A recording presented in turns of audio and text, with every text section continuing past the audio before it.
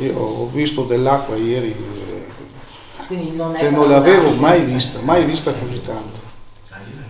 Ed è un fenomeno che oramai succede spesso, perché una volta poteva succedere una o due volte all'anno che l'acqua lambisse i pontili, magari superasse un po' i pontili, ma sì, di 10 centimetri, ma poteva succedere una volta o due all'anno, adesso succede molto spesso e addirittura ieri sono andato con gli stivali, era un metro e più, non ho mai visto una cosa del genere.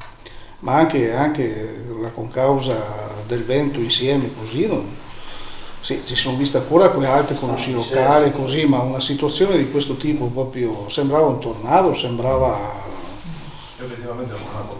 Infatti c'è stata un'acqua che è cresciuta velocemente e poi è scesa altrettanto velocemente nel limite di quello che poteva essere. Insomma, fenomeni strani che non ho mai visto proprio, non ho mai visto così.